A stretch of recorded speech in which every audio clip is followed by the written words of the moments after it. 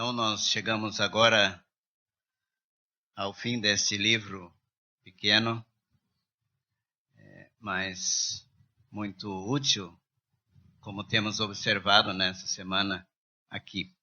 Nós temos 5 assuntos para considerar nesse capítulo. E eu vou falar deles na ordem inversa de preferência para o nosso estudo. Então, nós temos um casamento legal perante autoridades. Nós temos também que pensar um pouco sobre o costume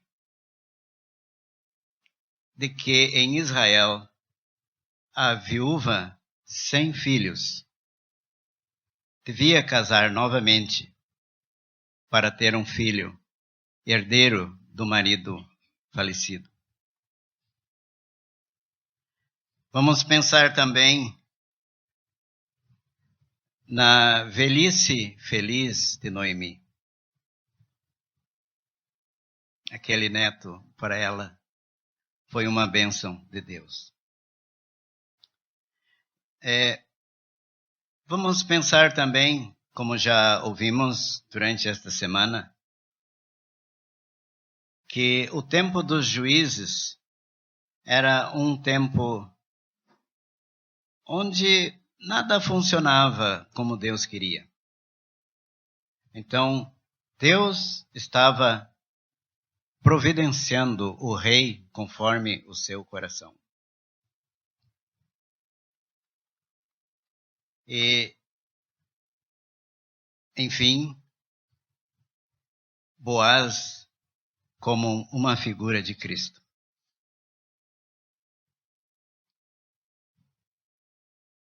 Então, como disse, o último tópico apresentado é o mais importante do nosso capítulo. Boaz como uma figura de Cristo.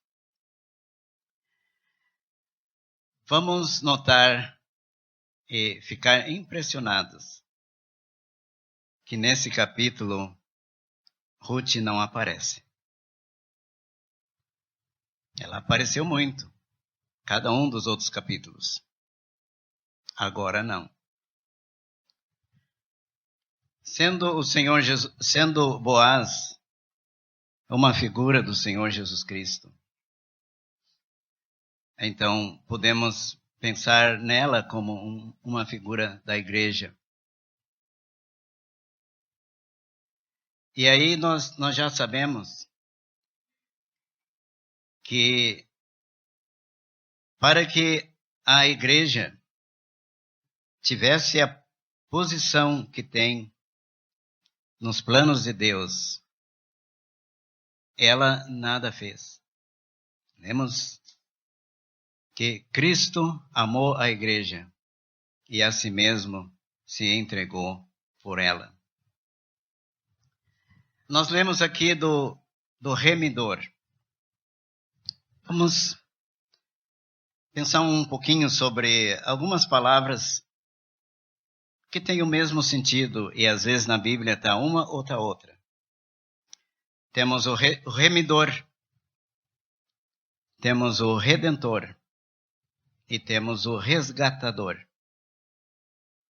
E o significado é o mesmo. O redentor, que é a mesma coisa que remidor. Havia pelo menos 3 coisas necessárias para que ele pudesse realizar o seu trabalho, a sua função. Ele precisava ser um parente chegado. Em primeiro lugar, irmão. Se não tivesse irmão, outro parente consanguíneo. Ele precisava ter condições, riqueza, para pagar, porque era pago. Terceiro lugar, ele precisava ter vontade de fazer aquilo. Querer. Quando nós pensamos nisto aí como uma figura de Cristo, nós não temos como alcançar as alturas dos pensamentos a respeito dos planos de Deus. Sempre foi a vontade de Deus, ao criar este mundo,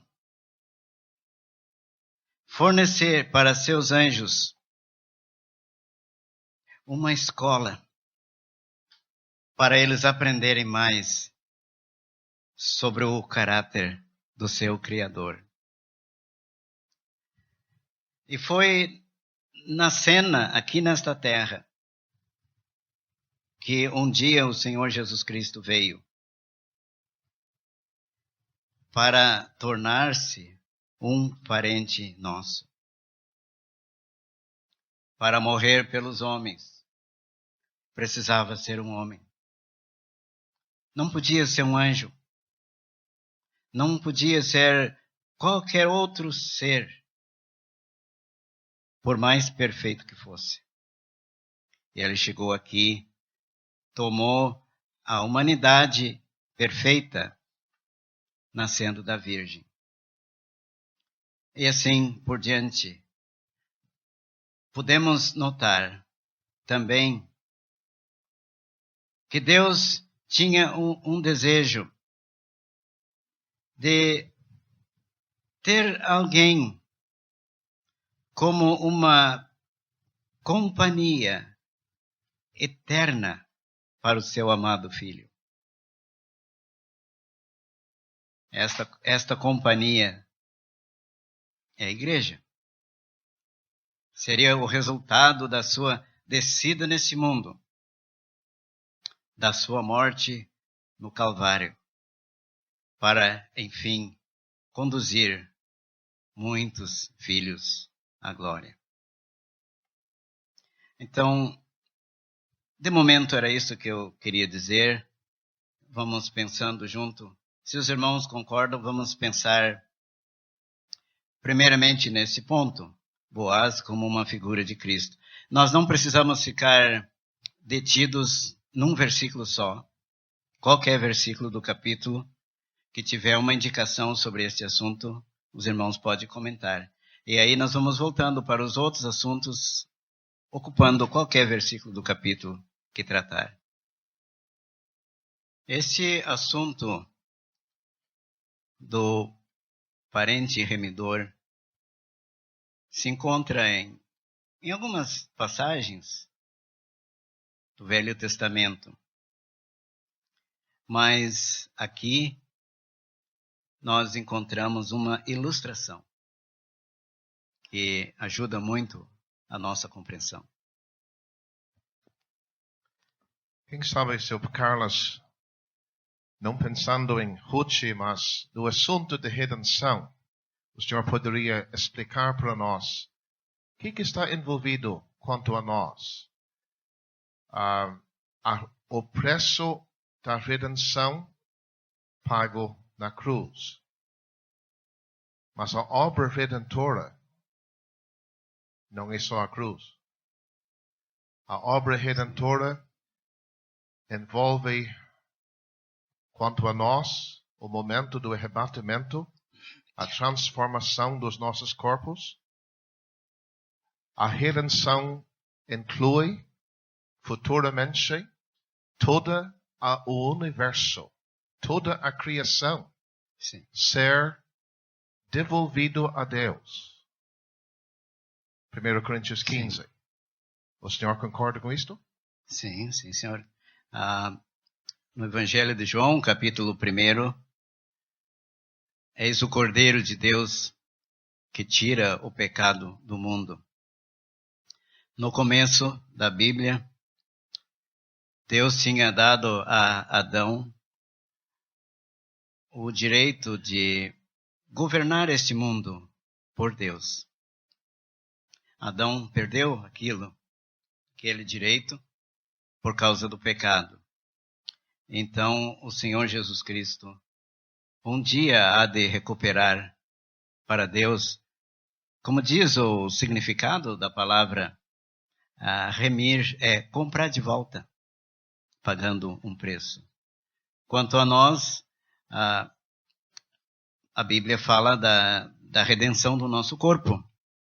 Então, tem um aspecto que já aconteceu e tem outro aspecto futuro também. Nós já ouvimos vários comentários sobre a pessoa de Boaz como quadro do Senhor Jesus Cristo, começando com o significado do seu nome. Nele há força, faz-nos lembrar daquilo que ele disse ali em Mateus 28, é-me dado todo o poder no céu e na terra. Sim. Boaz era dono de um pedaço de terra ali em Belém. Sim. Mas, quanto ao nosso Senhor Jesus Cristo, lembramos-nos de Salmo número 50. Pois meu é o mundo e a sua plenitude. Sim. Ele não era dono de um pedaço de terra. Ele é o dono de tudo. De tudo. Também lemos que Boaz ele era um dos senhores da seara em Belém. Mas o nosso Senhor Jesus Cristo é o Senhor da seara. E nós devemos rogar a Ele, Sim. para Ele enviar ceifeiros à sua seara. Sim. E Boaz subiu à porta e assentou-se ali. Que porta era essa? A porta da cidade era o lugar de resolver as questões da cidade. Seria comparado hoje a uma prefeitura, a um cartório, a um fórum. Era tudo ali, as questões importantes resolvidas entre os anciãos da cidade. Seu Carlos, do início do livro até agora, temos vários dias. Mas é interessante, entre capítulo 3 e capítulo 4, apenas horas. E Noemi sabia que ele não ia demorar. E podemos aprender que as coisas de Deus temos de fazer logo, antes de perder a oportunidade. Sim. Quanto à porta da cidade de Belém, evidentemente Belém era uma cidade morada, tinha uma porta, quem sabe uma só.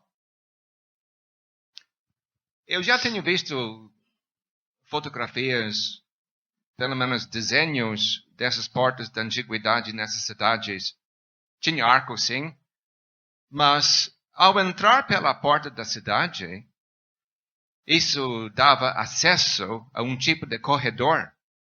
De cada lado do corredor, de mais ou menos 6 metros até 10 metros, havia recintos. Nesses recintos, bancos para as pessoas sentarem. Então, como o Senhor disse, era o lugar de negócios, transações legais e também onde a própria justiça foi feita. Ali na cidade. Sim. Então era um lugar de congregação. Pessoas se congregaram para fazer esses negócios. Os curiosos também se ajuntaram para ver o que está acontecendo na sua cidade hoje. E também os mendigos estavam ali para pedir esmolas. Então era um local bem movimentado. Sim. Seu João? Interessante, temos mais uma referência para esta porta. Um dia mais tarde, Davi tinha sede e se lembrou de uma fonte junto à porta. Se o lente está certo, tem uma porta só, então tem que ser a mesma. Aham. Mas os filisteus estavam dominando. E por amor a Davi, os 3 valentes tomaram a água. Foi uma porta de amor ao rei. Sim, Muito precioso. sim. Mas com a menção da porta, seu Carlos, temos de lembrar que o Salvador foi levado para fora da porta, onde ele sofreu. Sim. Estou me lembrando de Hebreus capítulo 13. Sim. Então, naqueles tempos do Velho Testamento, o remidor era necessário em casos de dívida, o devedor insolvente, era necessário em casos de escravidão, era necessário para resgatar uma propriedade vendida, porque em Israel nenhuma pessoa era proprietário. Creio que era algo semelhante a um assentamento assim de reforma agrária. Cada família recebeu o seu lote e tinha que ficar com a família toda a vida. Então, por isso, a necessidade de um herdeiro. Deus providenciou para isto. Nas Escrituras ficou registrado não só que a terra não podia ser transferida daquela família, mas que também tinha que ter um herdeiro para continuar ali o nome daquela família original que Deus tinha colocado. Quando passamos para nós, no Novo Testamento, o Senhor Jesus Cristo, como nosso Redentor, veio nos libertar da escravidão do pecado. Era o nosso grande problema. Então, como já foi dito, a redenção, a remissão era comprar de volta, pagar um preço, comprar para retirar do mercado de escravos, comprar para nunca mais voltar para ser escravo. Esta tão grande salvação que hoje desfrutamos e a certeza de que podemos falar que a salvação é garantida,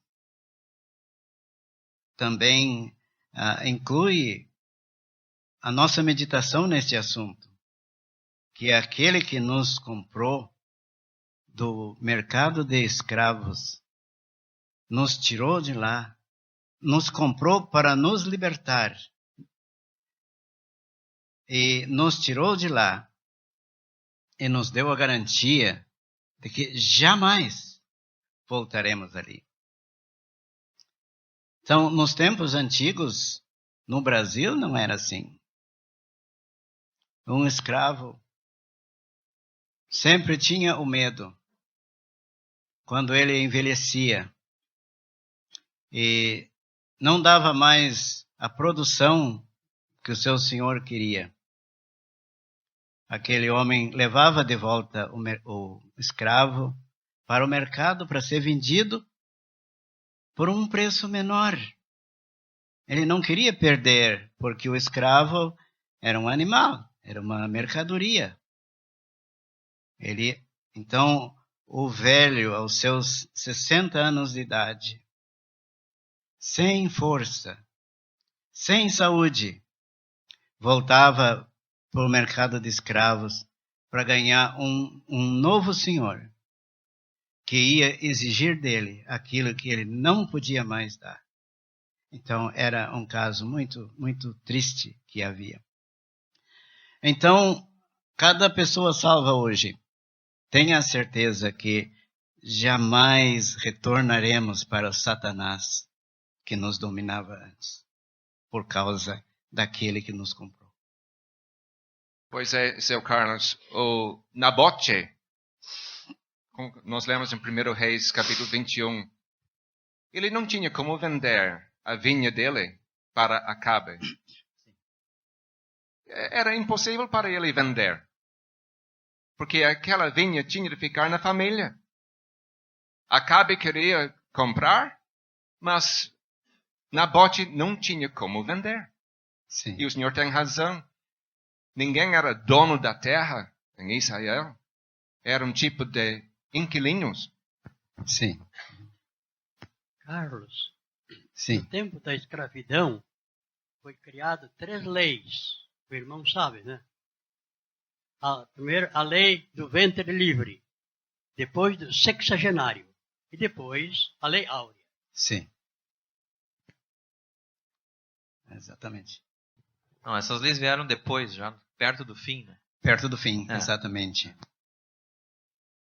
E aquela que foi chamada Isabela Redentora, ela não pagou nada. Simplesmente assinou algo que já era imperioso de ser feito pelas novas condições do Império do Brasil. Mas o nosso Redentor pagou. O Redentor Boaz aqui pagou. Era homem valente e poderoso, homem rico, que tinha as condições de devolver o dinheiro que alguém pagou para Noemi.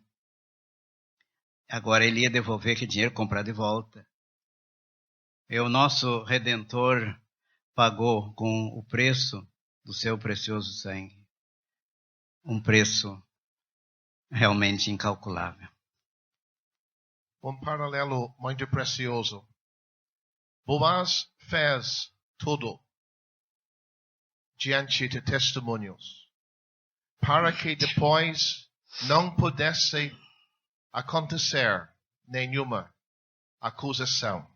Sim, Mas, meus irmãos, nosso Redentor tem feito a mesma coisa.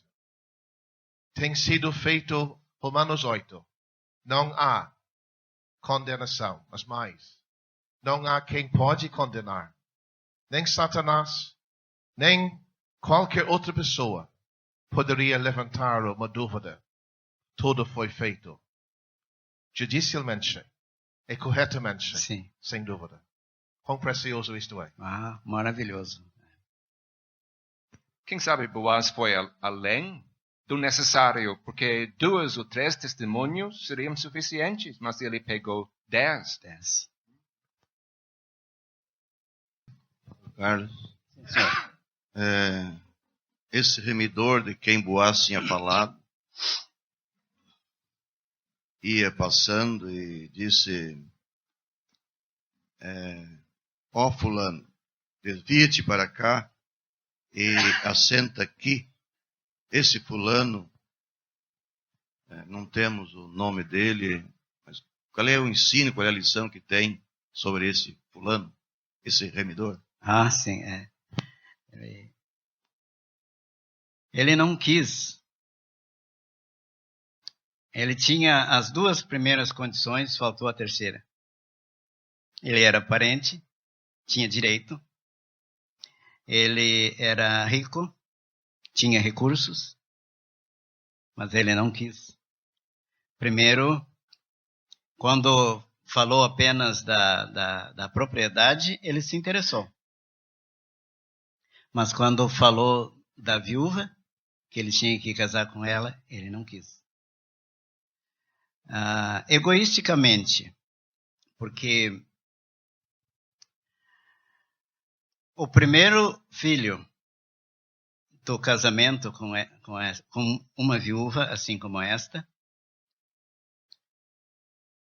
seria o herdeiro das terras que o fulano ia comprar. E se ele não tivesse mais filhos, a terra que era dele ia ficar sem ninguém, sem herdeiro, sem descendente. Então, pessoas mundanas raciocinam assim, olhando para esta terra.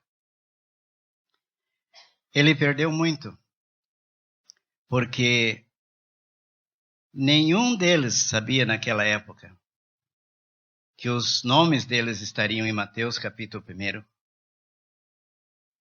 como ancestrais do Filho de Deus. A honra maior impossível de ter o seu nome ali na genealogia do Senhor Jesus Cristo. Ele partiu para o anonimato e permaneceu no anonimato. Sim. A desconfiança é que Ruth, a Moabita, era o problema. Sim. Uhum. E a fama dela, como acabou de dizer. Né? Sim. Seu Luiz Antônio? Como o seu Tomás já falou, se esse fica no anonimato, certamente, tal como o senhor já falou também, Ruth não aparece aqui se expondo, apesar de a causa dela estar pública agora, Sim, né? sim. Até agora ela tratou nos 3 capítulos, como já vimos, né, no meio rural, doméstico, né? Mas agora é público, mas ela não fala. O que se destaca é Boaz, Sim. que faz nos pensar no Senhor Jesus. Então, o fato de não ser citado o nome desse fulano vem a destacar mais ainda Boaz. Sim, exatamente. Nós não temos abordado esta semana a questão de quando este livro foi escrito, ou por quem. Até nós não sabemos por quem. Sim. Mas temos que destacar que não era na hora de acontecer. Porque capítulo 4 dá o nome de Davi, que era gerações depois. Sim. Então, certamente, uma porção de anos tem passado. Então, quem sabe, fica notório que o nome deste homem já está no esquecimento. Enquanto Ruth e Boaz está aí, em dança. Sim. Ao mesmo tempo, seu Carlos, eu acho que todo mundo em Belém conhecia a Ruth. Conhecia o caráter dela. Todo mundo sabia que ela tinha se convertido para o Senhor Deus de Israel. Ela tinha um bom testemunho. Bom, todo mundo sabia que ela era moabita, mas eu acho que isso não foi uma grande dificuldade na mente desse fulano. Acredito que ele era egoísta. Ele não queria sacrificar nessa hora, pagando um dinheirão para comprar a terra do falecido Elimelec. Porque ele bem sabia, um filho desta nova união com a viúva do falecido ia ganhar essa terra, enfim. Então ele não queria. Sim. Ele não queria comprar terra para, enfim, entregar essa terra para o novo herdeiro. Ele era egoísta. Sim. Ninguém tem interesse em saber o nome deste homem. Também ele era desobediente à palavra de Deus. Não respeitava a lei de Moisés. Muitos dos comentários ligam ele com a lei, mas eu não concordo. Este homem podia redimir, mas não quis. Não quis. Eu não vejo como a lei tinha condições de pagar o preço da nossa salvação. De jeito nenhum. Mesmo que em figura a gente entende isto, a lei não podia, mas não podia mesmo. E, seu Carlos, ele escapou de uma vergonha pública também, Em Deuteronômio 25, diz que era a viúva que descalçava o sapato desse cunhado que não queria ela, e ela tinha o direito de cuspir no rosto dele. Sim. Então, era uma lamentável a atitude desse homem. Quem sabe que Boaz, guiado por Deus, previu isto. E Ruth não aparece na cena, né? Então, fulano representa a quem? Alguns dizem, como nosso irmão seu João, representa a lei, mas tenho uma dúvida sobre isso. Quem Salmo número 49 nos ajuda, então. Quanto a isso, aqueles que confiam na sua fazenda e se gloriam na multidão das suas riquezas, nenhum deles, de modo algum, pode remer a seu irmão, ou dar a Deus o resgate dele. Sim. O fulano pode representar qualquer ser humano. O nosso semelhante ser humano não tem como nos resgatar. Precisávamos do Senhor Jesus Cristo. Onde estamos, Sr. Carlos? Estamos em qualquer versículo que o senhor queira comentar. A passagem importante neste momento, eu estou pensando em versículo 10. Sim. Nós temos de ver aqui na Bíblia como foi feito um casamento. Este é um passo declarado, decisivo, perante testemunhas. Hoje em dia tem que se assinar. Hoje em dia a própria moça ou viúva teria que estar presente. Sim. Aqui ela não aparece. Mas isto não diminui, vou usar a palavra da solenidade do laço feito.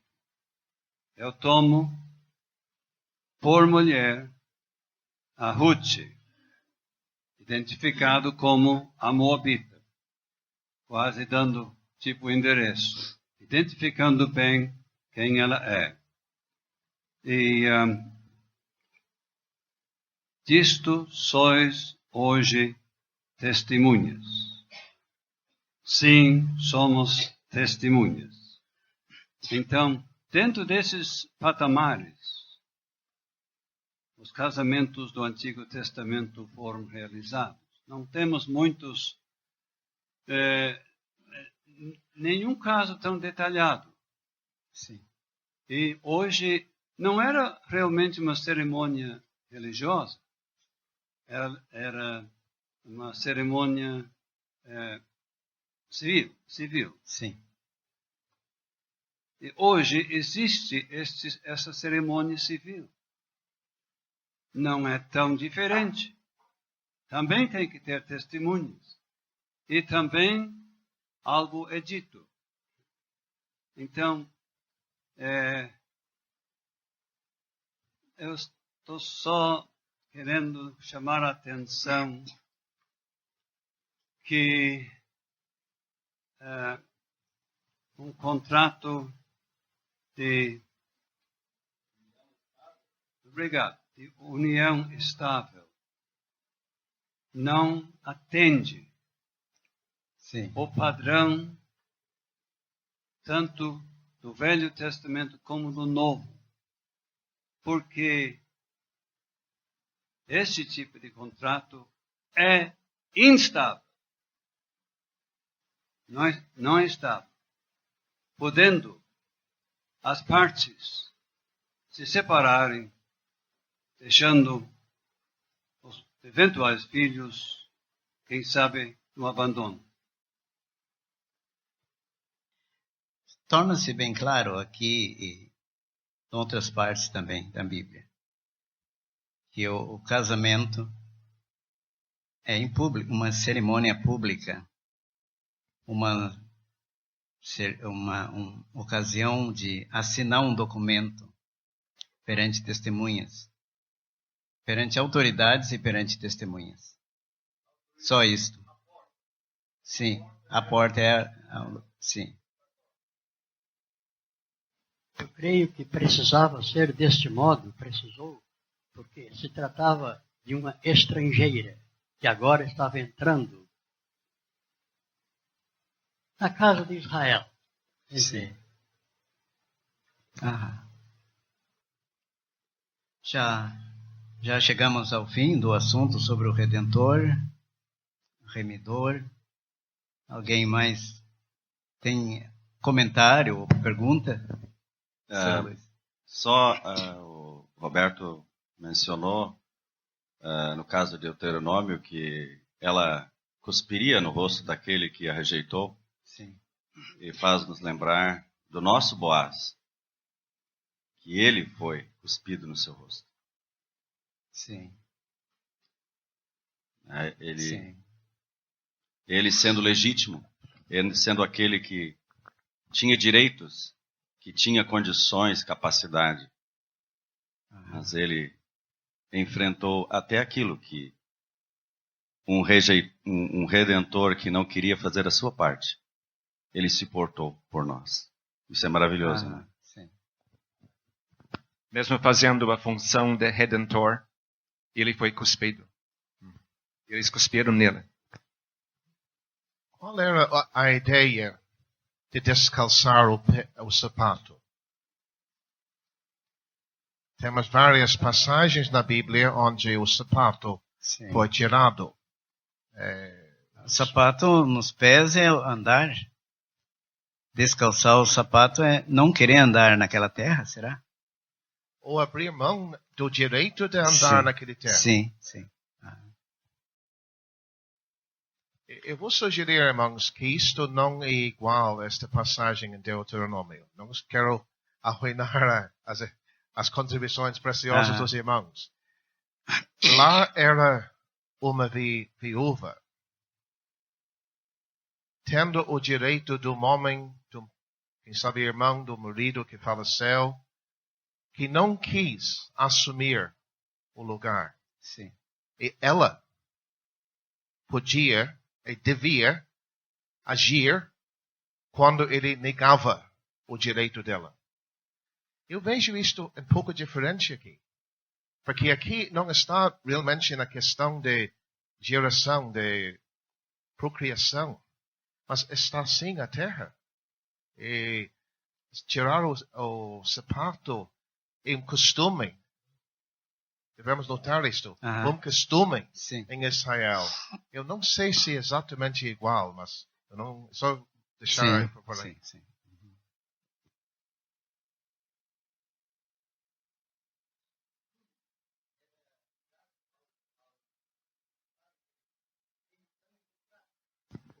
Esse costume era ligado, no caso de remissão e contrato. Esse costume de tirar o sapato. Seu Carlos, uma pergunta. No Velho Testamento temos muitas passagens que destacam o Senhor Jesus Cristo como Redentor, o título Redentor. No Novo Testamento eu não estou me lembrando do título Redentor. Mas parece que não tem. Não tem, mas a função, né? Exatamente. Essa posição de Redentor, sim. Não é um título, mas é aquele que era efetivamente o Redentor que está aqui no Novo Testamento. Sim, vários versículos, né? Não foi com prata ou com ouro que fostes resgatados. Cristo nos resgatou da maldição da lei. E a gente poderia se lembrar de vários outros que menciona a função que ele exerceu. Temos também vários contrastes também, né, entre Boaz e o Senhor Jesus Cristo, né? Que destacam a pessoa do Senhor Jesus Cristo. Uma delas, por exemplo, Boaz era filho de uma prostituta. Sim, O Senhor Jesus Cristo era filho de uma virgem, sim. né? Boaz era rico e permaneceu rico até o fim. O Senhor Jesus Cristo era rico, mas por amor de nós se fez pobre e assim por diante. Ah, sim. Tem vários. Vamos pensar um pouco então sobre o rei. Está no fim do capítulo, a genealogia de Davi. Então, os dias dos juízes eram dias confusos. Diz ali na Bíblia que cada um fazia o que parecia reto aos seus olhos. Depois, Samuel era o último juiz. O povo pediu um rei e o povo escolheu um rei, mas não era o rei conforme o coração de Deus. Mas aqui já, bem antes do povo escolher aquele rei, Deus estava providenciando através de Boaz o nascimento futuro, uma genealogia que chegaria lá no rei segundo o coração de Deus. Seu Carlos, pode ser do interesse de todos Sim. nós que realmente o termo Redentor ocorre no Antigo Testamento. Sim, Em Jó, capítulo 19, e versículo 25, porque eu sei que o meu Redentor vive e que por fim se levantará sobre a terra. Só é do interesse de todos. sim. Jó 19, né? Jó 19. Sim, eu sei que meu Redentor vive. Pois não? Porque entrar em Davi, né? Sim. Mas eu queria fazer só mais um comentário, se o senhor permite. Sobre, sim. É o finalzinho aqui. Foi pouco o assunto sobre o Redentor. A bênção que aqueles à porta pronunciaram, desejaram para Ruth, foi só depois que o assunto do casamento estava determinado. Sim, foi depois. Eu não sei se isso tem alguma coisa que a gente pode pensar. Seu Lindsay, tem alguma coisa? Pode ter, vamos voltar a esse assunto daqui a pouco mais, pode ser? Entrando no livro de 1 Samuel, seu Carlos, tanta coisa acontece nesse livro. Por exemplo, Deus estabelece o reino de Israel sob Davi. Isso é de grande importância. O problema é que eu saiba, não há nenhuma genealogia em 1 Samuel. Alguém, quem sabe, tinha como se levantar uma acusação. Olha, este homem Davi está aqui no trono de Israel. Mas nas suas veias tem sangue moabita.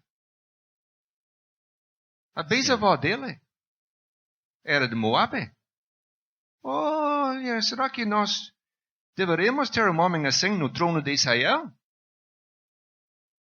Mas que bom que o autor do livro de Ruth colocou essa genealogia aqui. Sim, é verdade que a bisavó era moabita. Mas ela era uma moabita salva, que conhecia o Senhor Deus de Israel. E temos a história dela, da vida dela aqui nesse livro de Ruth. E o fato que nós temos essa genealogia calou a boca dessas pessoas acusadoras. E depois do casamento, ela é Ruth. Não é mais Ruth a moabita. Ela ingressou na nação. Sim. Eu estava pensando nisso, Sr. Tomás. A avó dele era Raabe. E a Raabe meretriz até onde? Mateus capítulo 1, e cai fora. Só Raabe. Interessante a colocação destes 10 homens de Perez. Por que Perez? Porque Perez tinha uma mãe gentia. Sim. E era um caso até que trouxe uma certa vergonha. Mas Sim. Perez se tornou um filho abençoado. A graça atuou. E eles estão querendo a mesma coisa com Ruth. Ah, Conforme Mateus capítulo 1, o nosso irmão seu Greg acabou de dizer, versículo 21, nós lemos de Salomão. É muito provável que ele se casou com Raabe, de Jericó, sim. a Meretriz. Sim. Mas isso também magnifica a graça de Deus. Imagine Raabe fazendo parte da linhagem messiânica. E nós lemos aqui da próxima geração, Boaz, casando-se com Ruth, Moabita. Continua magnificando a graça de Deus nessa linha messiânica. Mas nessas mulheres nós não vemos talvez duas coisas. A intenção de Deus de alcançar o mundo gentílico. Propósito de graça para com o gentil. Né? E também conceitos da esposa do cordeiro, uma esposa gentílica. Sim. É isso mesmo. Quanto ao casamento, os irmãos estão comentando aí, que eu me lembro que apenas o sumo sacerdote não podia casar com uma mulher assim, nem uma repudiada, né? Quanto a qualquer outro cidadão da nação de Israel, parece que não havia restrição. Aquilo que elas foram antes de conhecer a Deus datava da sua época de idolatria. Dali por diante eram novas criaturas. Mas destaca, sim, o gentil, né? A nação que não pertencia ao povo de Israel, como hoje a noiva do Cordeiro é formada, talvez, não sei, afirmar-se na sua maioria de gentios. Seu Tomás. Talvez valha a pena só ressaltar, no caso de aquela de Josué, obrigado, Raabe, e no caso da Ruth, essas duas se converteram, Sim. antes de casar. Então, nós não temos nada aqui que dê margem para o jogo desigual. Sim. Eu tenho certeza que as duas já estavam convertidas ao Deus verdadeiro para depois casarem. Sim, seu Tomás, mas acho que não estamos falando sobre o jugo desigual. Estamos falando sobre a vida imoral delas. Imoralidade que praticava, que pelo menos Raabe. Era só para ninguém inventar um pretexto. Sim. É isso, seu Carlos. Isso o Tomás levantou esse assunto. E no estudo bíblico, sempre tem jovens que acompanham um estudo assim. E como já foi falado, isto era a graça de Deus naquela época, né? Estamos vivendo agora nos dias da igreja. O Novo Testamento não abre uma sessão para um jugo desigual. Então, como é no estudo bíblico, é bom ficar esclarecido isso. Então não tem problema, eu posso procurar uma moça lá e a graça de Deus eu posso casar com ela. Então, como estamos falando em casamento, e tem jovens entre nós, e é um estudo bíblico, então nós estamos aí para aprender, não tem problema. Se tem bastante tempo, pode falar um pouco mais sobre isso, porque o nosso estudo vai até 6h20. E o capítulo está quase acabando, e nós vamos patinar no final ainda, se tem mais assunto. Não, mas nós já bom, é assunto bom. É que nós não estamos seguindo versículo por versículo, né?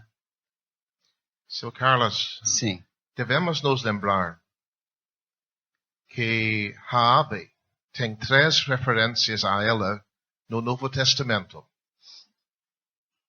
Só em Mateus capítulo 1 que não aparece que ela era meretriz. Sim. Deixou uma mancha. Mesmo comparado com o grande homem da fé em Tiago capítulo 2, ela é Raabe, a meretriz. Sim. Comparado com os grandes heróis da fé, Hebreus 11, Raabe, a meretriz. Jovem, e para todos nós, não só o jovem. Imoralidade deixa uma mancha que dificilmente está resolvida. Tem coisas que não tem como apagar. Então, naquele tempo, Deus estava providenciando o rei conforme o seu coração para a nação de Israel. E hoje nós podemos olhar para o futuro, o dia que o Senhor Jesus Cristo será rei universal em toda a terra. E ele vem desta mesma geração aqui, que temos a genealogia no fim desse capítulo. Seu Carlos,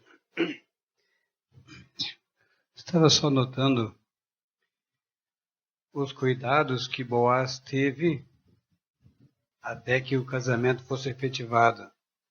Ele não deixou que nada ficasse fora de ordem.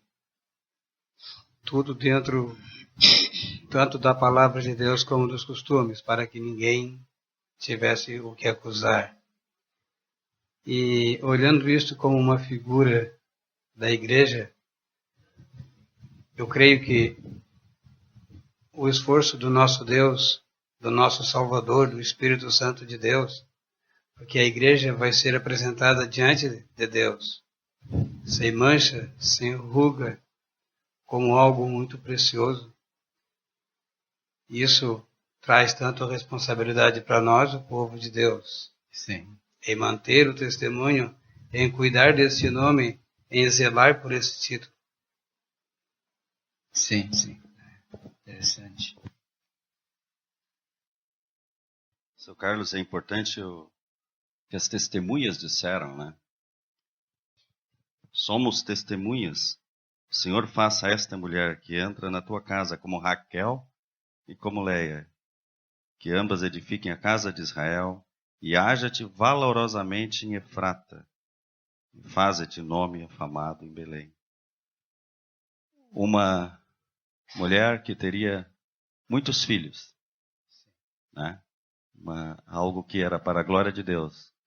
E o seu marido, com um nome que iria atingir não somente Efrata, mas Belém, falando-nos do nosso Boaz, que o seu nome em todo o mundo e por toda a eternidade é engrandecido.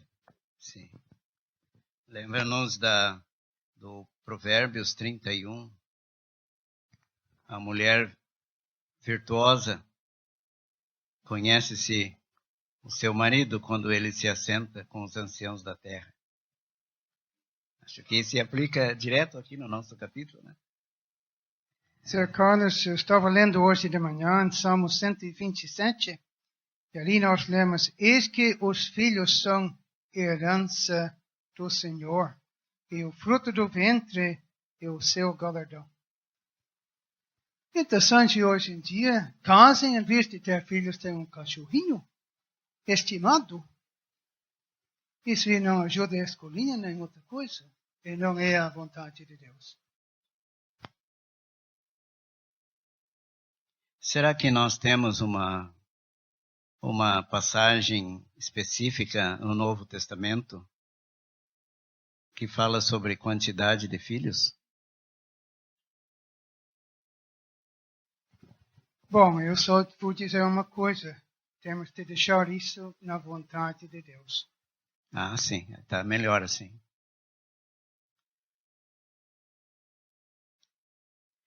Mas aqui sobre esse casal,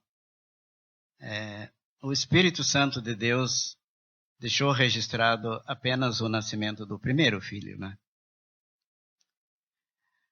Mas era o desejo que ele se tornasse famoso, honrado através de uma descendência numerosa, sem dúvida.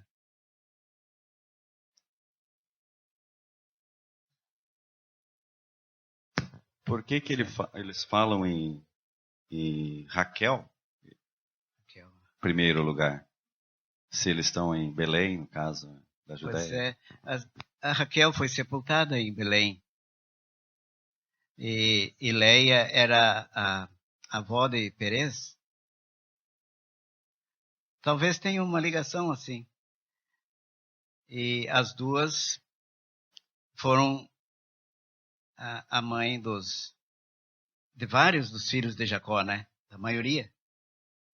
Diversos deles, agora não me lembro de quantos. 8. De 8 dos Entre as 11. duas aqui, 8 filhos. Sim, então elas edificaram a nação. Nesse sentido, né? E eram ligadas a Raquel, sepultada em Belém. E o Perez, que era da família de Judá, também ligado a Belém, né? Então a Leia era a avó dele. E eles estavam em Belém também naquele dia, né? Tudo recordações dos seus antepassados, boas recordações de coisas antigas ali naquele lugar. Mais tarde, veio a Belém o Filho de Deus, o mesmo lugar onde acontece o que temos aqui. Mas ainda estou pensando no rei. Nós estávamos pensando que antes que Deus apresentasse o seu rei, conforme o seu coração, o povo, fora da vontade de Deus, escolheu outro. E um dia no futuro, Deus já ordenou que o Senhor Jesus Cristo reine sobre este mundo. E um dia, lá na tentação no deserto, o diabo lhe ofereceu antecipadamente o trono do mundo. Tudo isso te darei se prostrado me adorares. Ele rejeitou, porque ele sabia que teria de passar primeiro pela cruz e esperar o tempo que o seu pai determinou. Mas ainda no futuro, talvez já nesta época que estamos vivendo, prestes a revelação do reino do Senhor Jesus Cristo neste mundo, o diabo mandará antes o rei dele, o rei universal, a besta, chegará neste mundo para tentar usurpar aquilo que pertence ao Filho de Deus. Será que nós falamos já suficiente sobre o costume de Israel, sobre a herança, a terra que não podia ser vendida? A gente não sabe se todos os irmãos não têm dúvidas sobre isto, ou talvez queiram nos ajudar. É um assunto que seria interessante todo crente saber bem. É bastante interessante notar em 1 Crônicas, capítulo 3, que a família de Perez aparece o nome Jabes. Ele não queria só a terra, ele queria ver os seus termos aumentados. Sim. Ele vai além do que Boaz está fazendo. Sim. Ele pede isto a Deus. Homem espiritual nesta linha. Sim.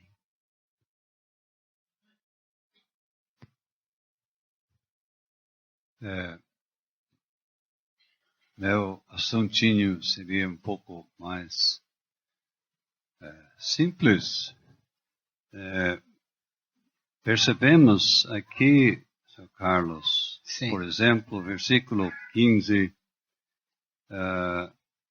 conservará, pois a tua nora que te ama, ou teve, não existe em Ruth um preconceito contra sogra. Sim. Este preconceito, às vezes, é para ser quase uma coisa automática.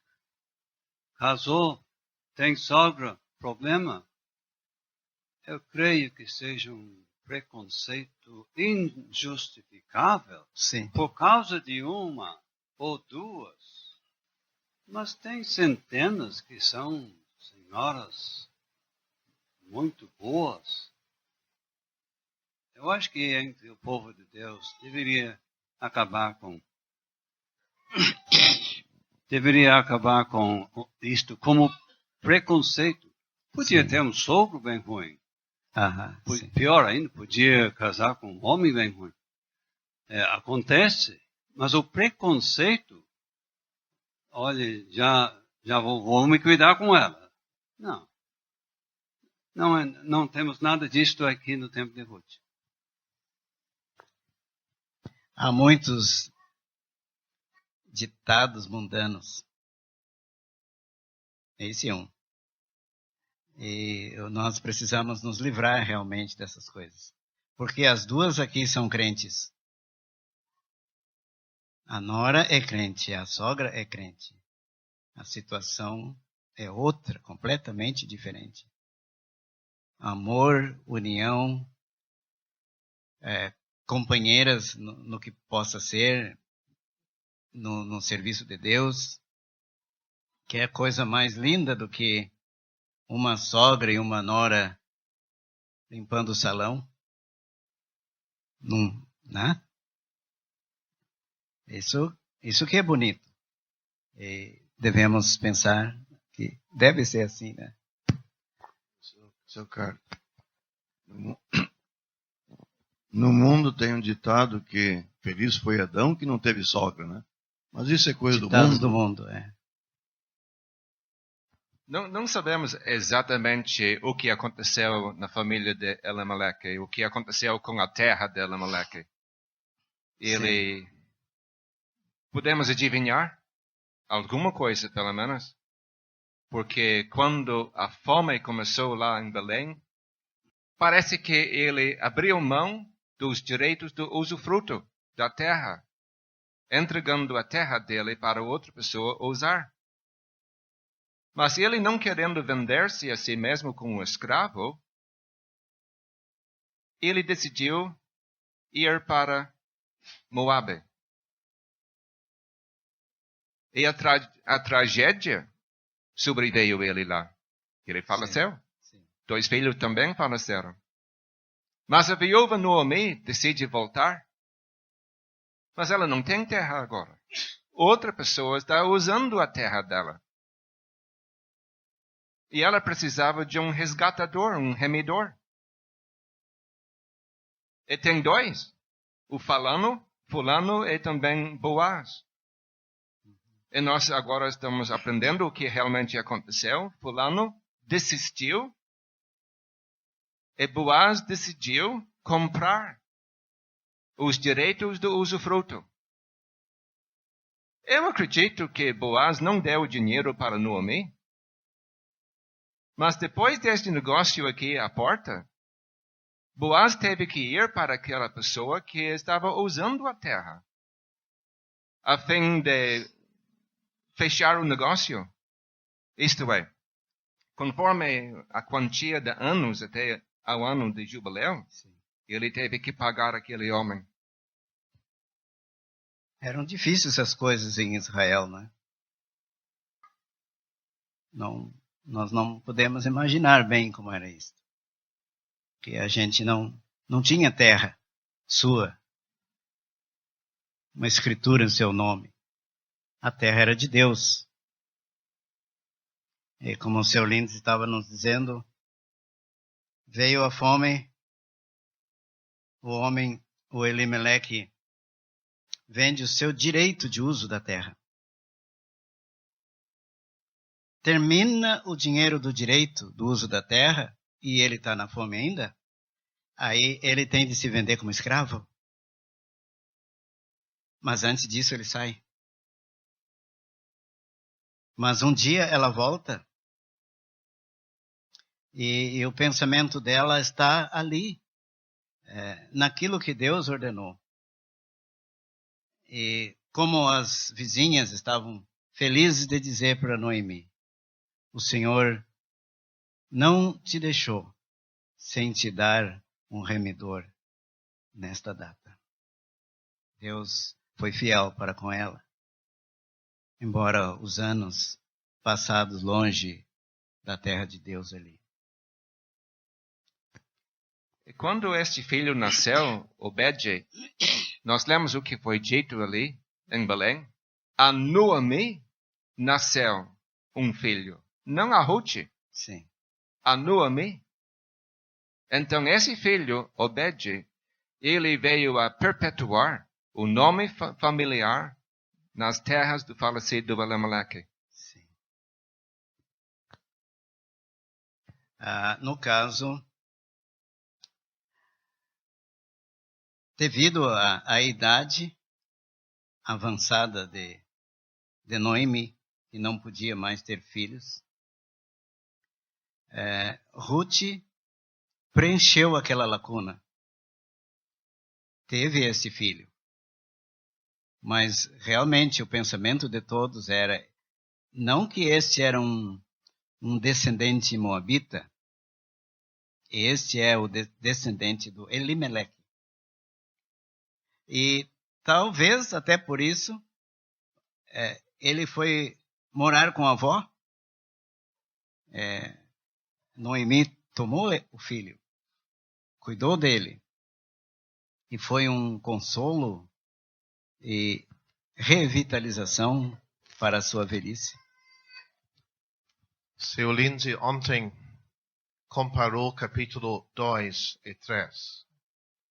Ele também nos disse que capítulo 1 se compara com capítulo 4.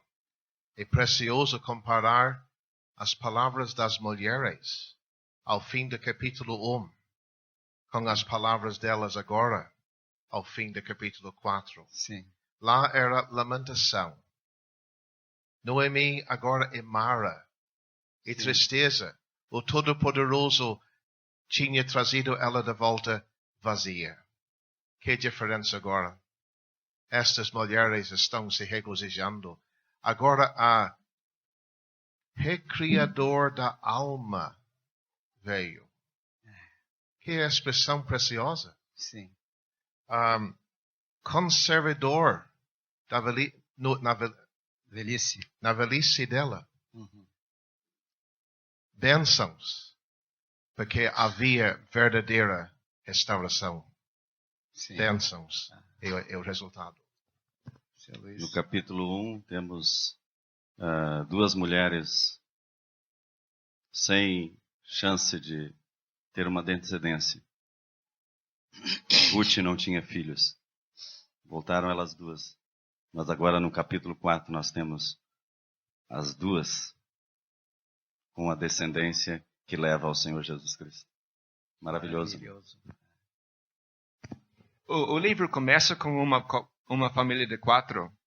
Elimeleque, Noemi, Malom, Quilion. Termina com uma família de 4. Boaz, Ruth, Noemi, Obed. Acredito que Boaz assumiu as responsabilidades para cuidar de Noemi. Sim.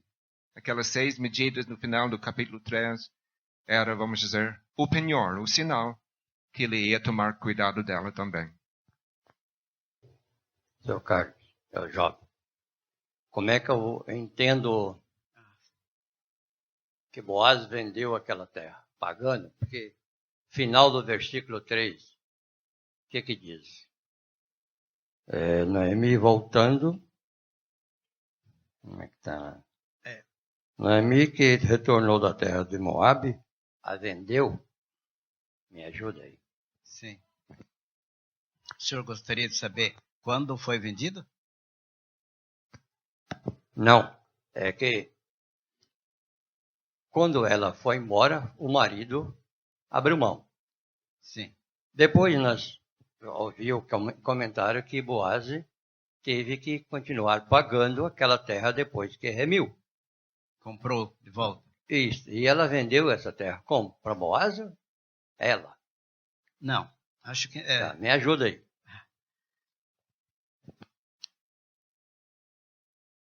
O marido tinha falecido. Às vezes, não é conveniente falar numa pessoa que já faleceu. Depende da ocasião, sério, né? Então eu penso assim. Disseram, ela vendeu. Realmente, ele tinha vendido. Mas disseram, ela vendeu. Ele tinha falecido. Não vamos trazer lembranças emocionais para... Então, ela vendeu. Agora, para um estranho, não sabemos para quem. Agora, Boaz ia procurar quem comprou os direitos de uso da terra, né, que era vendido. Então, ele comprou a terra e tinha a responsabilidade de cuidar da Noemi, sustentar. O remidor tinha a obrigação de sustentar e de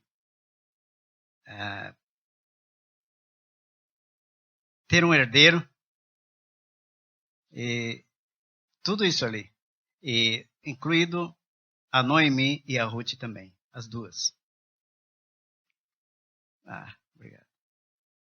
É importante como, nesse aspecto, o Boaz primeiro apresenta ainda, quanto ao assunto do remidor ainda, primeiro a aquisição das terras. Sim. Né?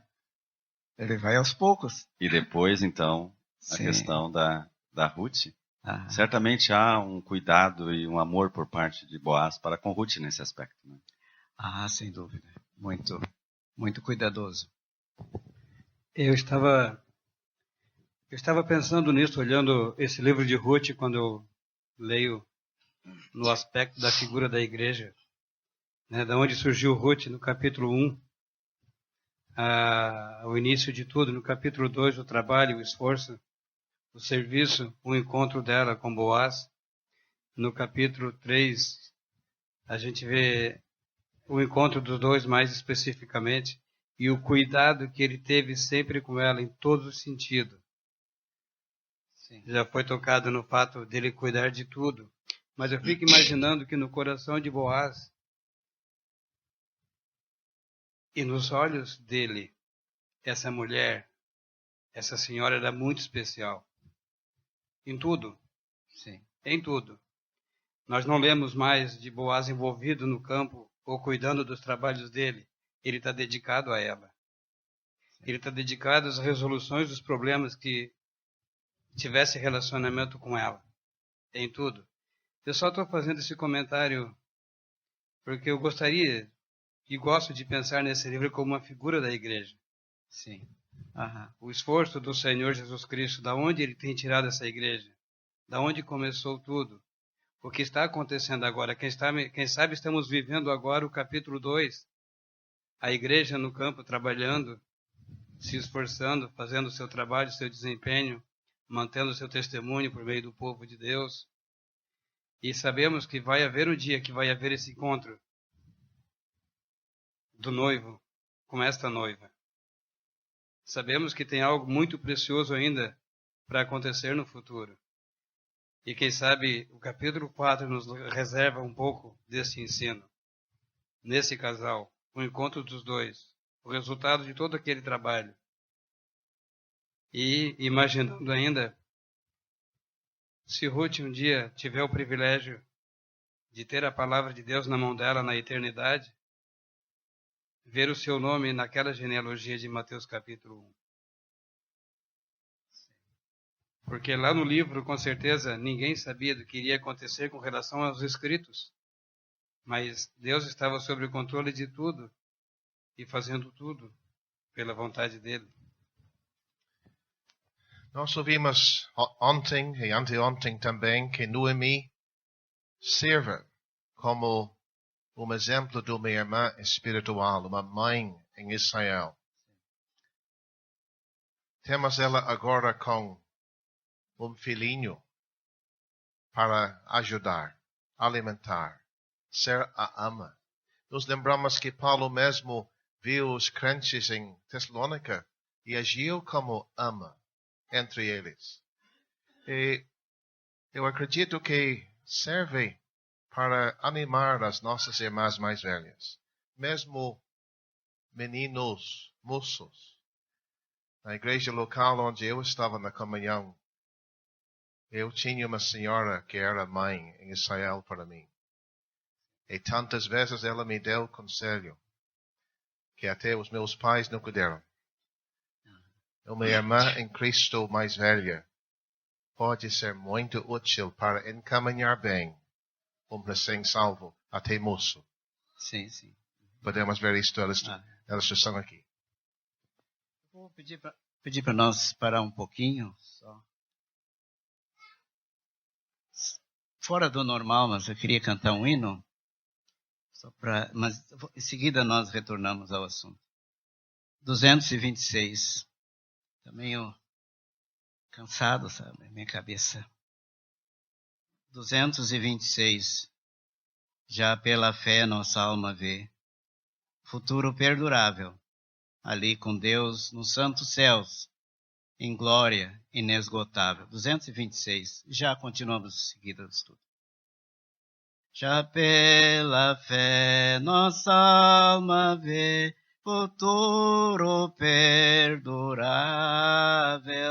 ali com Deus nos santos céus, em glória inesgotável, celeste lar de bem-estar, na santa companhia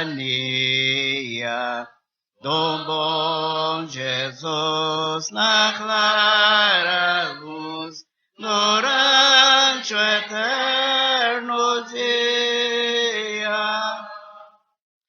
Glória e louvor a ti, Senhor, por esta perspectiva que veio à luz por tua cruz, tão linda, certa e viva.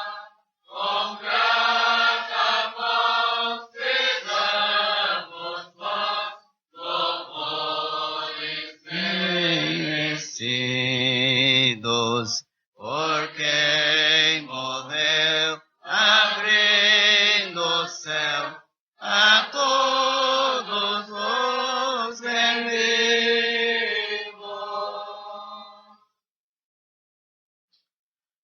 Só dar uma folguinha para a mente um pouco. O seu João estava comentando algo interessante. Como disseram as vizinhas, a Noemi, elas que colocaram o nome no filho e disseram: bendito seja o Senhor, que não deixou hoje de te dar remidor, e seja o seu nome afamado em Israel. E ele te será recriador da alma, e conservará a tua velhice, pois tua nora que te ama o teve, e ela te é melhor do que 7 filhos. A menção aqui da nora parece que quer nos indicar que aquela criança vai herdar da mãe o mesmo amor que aquela nora tem pela sogra. Diz ali, ele será, pois tua nora que te ama o teve. Nos lembra também sobre a velhice, né? O caso de Jacó. Quando José foi dado por morto, a grande tristeza que ele teve, mas passados 20 anos, foi o consolo da sua velhice. Filho da sua velhice.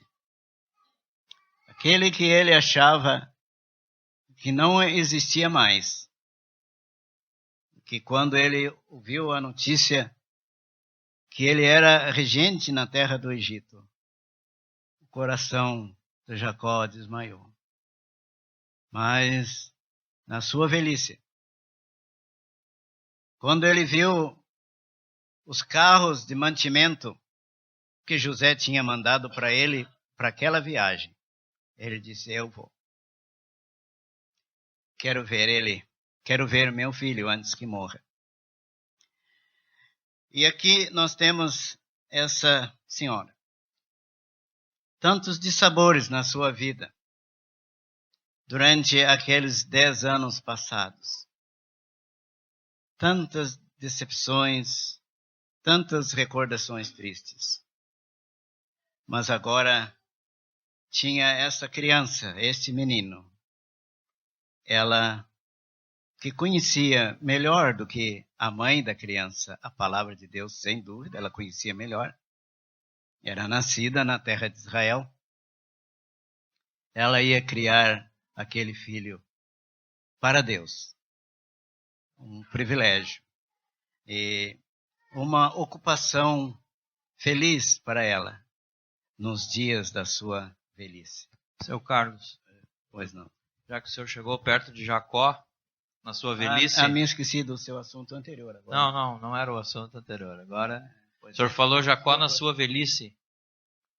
Quando Benjamim nasceu aqui em Belém, ele foi chamado pela mãe filho da dor, né, da minha dor, mas pelo pai, o filho da minha destra, na velhice de Jacó. Exatamente. Isso nos traz aqui para a história de Ruth e Belém. Sim. Seu Carlos, também outra coisa interessante, esta dona Noemi, indo embora, deixou saudade para as suas vizinhas. Agora ela retornando de volta, as vizinhas podiam ver. Ela veio com as mãos vazias, mas Deus abençoou, que agora, trazendo Ruth, que as vizinhas não conheciam, mas Deus o abençoou e agora ter um filho. Muitas vezes, as vizinhas, tendo uma vizinha boa, e quando aquela senhora é falecida ou se muda, elas vão sentir falta, porque se dão bem. E certamente a dona Noemi era uma boa vizinha. Então, dizendo isso de passagem, toda aquela senhora crente, aquele irmão crente, deve ser um bom vizinho para as suas vizinhas. É interessante isto, né? Já que sim, muito bom mesmo. Ali no versículo 15 lemos, ele te será recriador da alma. Isto é, as pessoas estão comentando para Noemi, dizendo para ela que Obed te será recriador da alma. Mas será que nós... Esta versão 95 diz recriador, né? Recriador, mas é com E? É com E, recriador. Recriador na minha Bíblia. Mas... esta de 95, né? É a outra. Sim, mas faz-me lembrar de Filemão. Sim. Nós lemos a respeito dele no livro dele, no livro de Paulo para ele. Sim, versículo 7. Tive grande gozo e consolação da tua caridade, do teu amor, porque por ti, ó irmão, as entranhas dos santos foram recriadas. As entranhas dos santos foram recriadas. Mas será que nós temos recriadores das almas entre nós aqui? Irmãos capazes para refrescar, refrigerar, sim, reaviver as almas dos irmãos através de uma palavra de ministério? Quem sabe através de uma visita? Sim. Seu Carlos. Pois não? Ali no versículo 16, lemos do o menino Obed. Noemi foi sua ama, ajudou a cuidar dele. Importante dizer que essa criança foi criada na casa dos seus pais. Primeira responsabilidade do pai, da mãe. A avó está ali também ajudando. É bom, hoje em dia tem muita coisa muito diferente. Tem creche, tem não sei o que por aí, para largar as pobrezinhas das crianças longe do pai, longe da mãe. A mãe é insubstituível para criar um filho. Estava lembrando de Timóteo, da mãe e da avó dele, duas mulheres piedosas, criaram aquele menino e o resultado que teve. Eu estava pensando diferente, seu Roberto. Eu estava pensando que a criança foi morar com a avó, criado pela avó, e não pela mãe. Noemi tomou o filho. O que quer dizer tomou? Na mesma terra? Pode não ser na mesma casa? Foi Noemi que criou.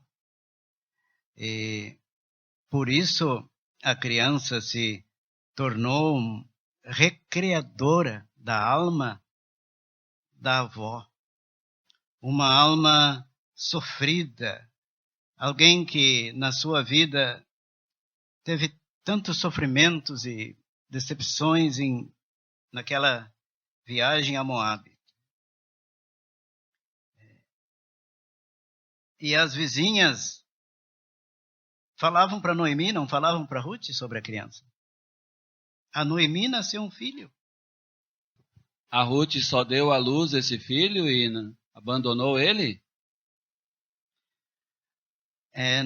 Não quero... Ruth era uma mulher piedosa, nós lemos, e Provérbios 30, ela trabalha em casa, cuida da família, é ajudadora do seu marido, é louvada pelos seus filhos, nós lemos lá. Meu irmão, eu não tenho acesso a conhecimento sobre as palavras do Velho Testamento. Talvez o senhor tenha. O que quer dizer tomou? Aí nós tiramos a dúvida. Tendo alguém que nos diga o que quer, tomou o filho, aí já está resolvido o problema. Eu não tenho acesso a esse estudo. Mas, irmãos, antes de nós terminar, falta 3 minutos,